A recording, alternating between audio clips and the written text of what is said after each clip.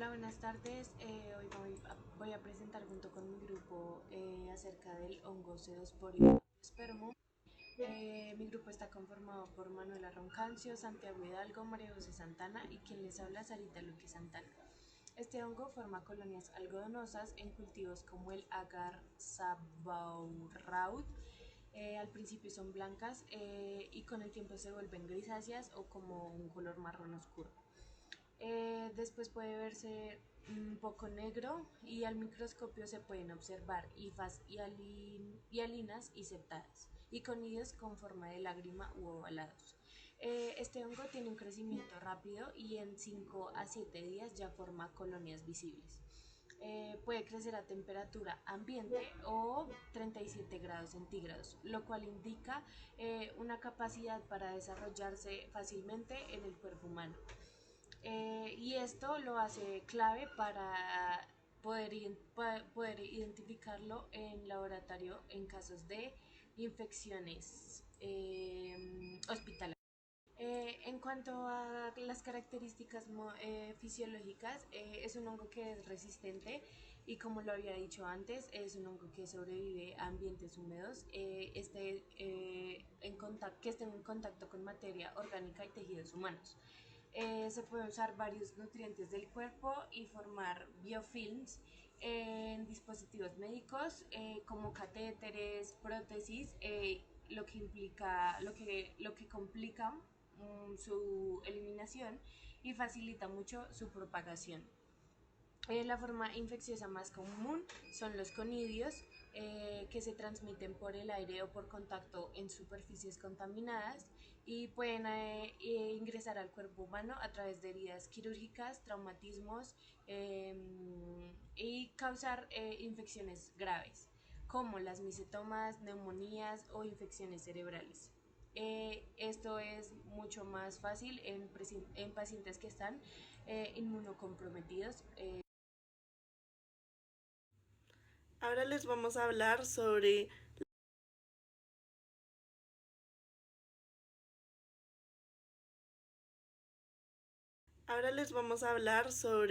las enfermedades más relevantes que produce el hongo Pseudosporium agiospermum y su patogenia. El comportamiento de este hongo es de un patógeno oportunista y aunque puede producir infecciones en individuos sanos, su papel clínico es especialmente grave en el contexto de procedimientos quirúrgicos o en pacientes inmunocomprometidos. Entre las principales enfermedades asociadas encontramos la osteomielitis, que es frecuentemente vinculada a cirugías de ortopedia, especialmente cuando hay fracturas expuestas o hay la colocación de material de osteosíntesis. Ahora tenemos la meningitis y abscesos cerebrales posteriores a neurocirugías como derivaciones ventriculoperitoneales o craniotomías. También conocemos la endoftalmitis tras procedimientos oftalmológicos invasivos, la endocarditis fúngica en pacientes con válvulas protésicas o dispositivos intracardíacos, y las más frecuentes son infecciones persistentes de heridas quirúrgicas o de los sitios de inserción de dispositivos médico-quirúrgicos como catéteres venosos centrales. Estos cuadros clínicos suelen ser severos debido a la alta resistencia del hongo a múltiples tratamientos antifúngicos y a su capacidad de adaptarse a ambientes artificiales y tejidos humanos. Ahora vamos a hablar sobre la patogenia y los factores de virulencia y el mecanismo de daño hacia el hospedador por parte de este hongo. La patogenia del Pseudosporium apiospermum se basa en una combinación de mecanismos de adhesión, invasión tisular, resistencia al ambiente intracorporal y alteración de la respuesta inflamatoria local. Entre sus principales factores de virulencia podemos encontrar la adhesión de superficies biológicas y artificiales. El hongo expresa adhesinas específicas como glicoproteínas de superficie que le permiten unirse a la matriz extracelular del hospedador como fibronectina o laminina, y también a materiales artificiales como catéteres, válvulas, prótesis articulares o neuroquirúrgicas. Esta capacidad es crítica para su establecimiento en contexto. Segundo, la formación de películas o biofilms. Una vez adherido, el hongo puede generar una biopelícula extracelular, una matriz polimérica compuesta por polisacáridos, proteínas y ADN extracelular que protege a las cifras. Esta biopelícula reduce la penetración de antifúngicos, impide la acción de neutrófilos y macrófagos y permite la persistencia crónica de la infección, especialmente sobre dispositivos implantados. Tercero, producción de enzimas hidrolíticas. El hongo secreta proteasas, fosfolipasas y lipasas que degradan componentes celulares de la matriz extracelular. Estas enzimas permiten la diseminación local del hongo a través de tejidos como músculo, hueso o encéfalo, contribuyendo a la formación de necrosis, fístulas y abscesos, muy característicos en infecciones postquirúrgicas profundas. Cuarto, síntesis de melanina. La melanina presente en la pared celular del hongo actúa como una barrera física que protege contra el estrés oxidativo, temperaturas elevadas y la acción del sistema inmune. Esto le permite sobrevivir incluso en tejidos inflamados o necróticos, lo cual es clave en infecciones profundas. 5. Tolerancia a condiciones adversas. Este hongo también muestra gran resistencia a ambientes hostiles como baja oxigenación, acidez o alta osmolaridad, condiciones comunes en zonas quirúrgicas infectadas. Esta adaptación fisiológica facilita su persistencia. Por último, tenemos el mecanismo de daño al hospedador. El proceso patogénico inicia con la adhesión del hongo a tejidos o dispositivos médicos, seguida de la formación de una biopelícula protectora. A partir de ahí, secreta enzimas destructivas que dañan los tejidos locales y permiten su invasión profunda. Además, al evadir la respuesta inmune, el hongo puede mantenerse activo durante semanas o meses, causando necrosis, inflamación persistente y, en casos avanzados, diseminación hematógena. Bueno, yo les voy a hablar sobre el diagnóstico de este hongo.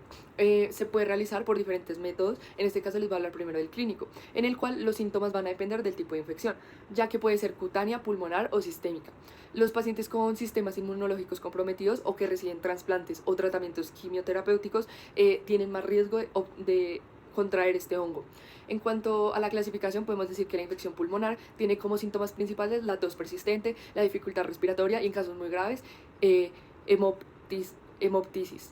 Y en cuanto a la infección cutánea, podemos decir que pues, son lesiones similares a los abscesos. También están las úlceras o las infecciones en heridas quirúrgicas. En cuanto a la infección cerebral, tenemos meningoencefalitis, que pues, son síntomas neurológicos como fiebre, dolor de cabeza, alteraciones mentales y náuseas.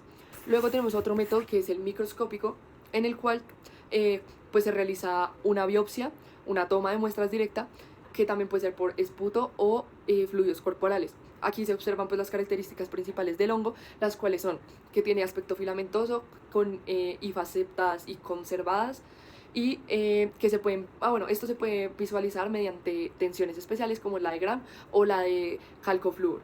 También tenemos los cultivos, los cuales pues se pueden hacer por medio de agar maltosa o sabourado, los cuales muestran la presencia del hongo en un plazo de 3 a 7 días bajo condiciones de humedad y temperatura moderada.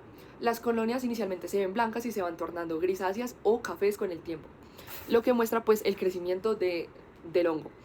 Tenemos también las pruebas moleculares, la cual es la primera PCR, la cual es la reacción en cadena de la polimerasa, y aquí se pueden ver características muy específicas de la cadena de ADN de este hongo. Tenemos la de secuencia genética, que pues ya termina de confirmar el diagnóstico del hongo, pues, y también clasifica el hongo en qué cepa se encuentra. Tenemos como último las pruebas serológicas, que estas no son tan utilizadas porque no suelen ser muy efectivas. Y ya, en cuanto al tratamiento, pues se utilizan antifúngicos convencionales que se consiguen, los cuales pues ya va a depender de la cepa en la que se encuentre. Por ejemplo, tenemos el voriconazol, el cual pues trata este tipo de infecciones graves y es eficaz contra muchos más hongos. También tenemos itraconazol, que pues es para infecciones menos severas y o como un tratamiento preventivo. Tenemos anfotericina B, que es utilizada en infecciones diseminadas graves y su limitación de uso es bastante seria porque es muy tóxico. También tenemos el posaconazol, el cual en algunos casos es efectivo contra este tipo de hongo. En cuanto a qué resistencias presentan los hongos contra este medicamento, se puede decir que este es muy conocido por generar resistencia ante el anfotericina B y algunos azoles, ya que pues, puede ser tanto por la inmunidad innata como la adquirida durante el tratamiento y pues más especialmente cuando hablamos de infecciones crónicas o recurrentes. Pues acá lo que sucede es que la mutación en las enzimas que metabolizan los fármacos pues crean esta resistencia. Otras alternativas terapéuticas que existen para poder combatir este hongo son terbinafina, que pues es para infecciones superficiales o cutáneas, caspofungina, que es en infecciones sistémicas, pero es eficaz contra el hongo del que estamos tratando. También está la cirugía, que en casos extremos se puede llegar a realizar cuando hablamos de abscesos o lesiones locales. Y en cuanto a la duración del tratamiento, este ya va a depender pues, de la cepa en la que se encuentre el hongo y puede durar de 6 semanas a varios meses. También pues, depende si la infección es invasiva o sistémica y va a depender también si se hace correctamente el tratamiento con el antifúngico. Respuesta inmune ante el hongo S. apiospermum.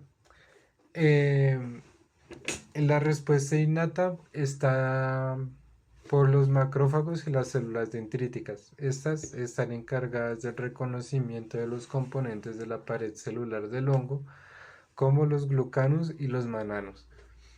Estas, mediante la TLR2 y la TL4, que son receptores membranales, pueden reconocer pues, los componentes de la pared del hongo. Los macrófagos alveolares pueden fagocitar a las cándidas, que pues son las formas asexuales del hongo, pero también pueden sobrevivir dentro del fagolisosoma de estos macrófagos, el cual los macrófagos secretan las quimiosinas como la MCP1 para el reclutamiento de siguientes células inmunes. Los neutrófilos son esenciales para la contención del hongo y utilizan mecanismos como la fagocitosis, la producción de ROS mediante la activación de la NADPH oxidasa, formación de trampas extracelulares de neutrófilos que capturan e inmovilizan al hongo. Las células inmunitarias liberan mediadores como el factor necrosante tumoral alfa, la interleucina 1 beta y la interleucina 6, que promueven la inflamación. Y pues la respuesta a la fiebre. La interleucina 8, que recluta los neutrófilos al sitio de la infección, y la GM-CSF, que estimula la producción y activación de la fagocitosis. La inmunidad adaptativa está por el THC1 y la TH17, que son otras formas de linfocitos CD4. Estas están activadas por macrófagos que secretan interferón, y el reclutamiento de neutrófilos, que es por interleucina 17.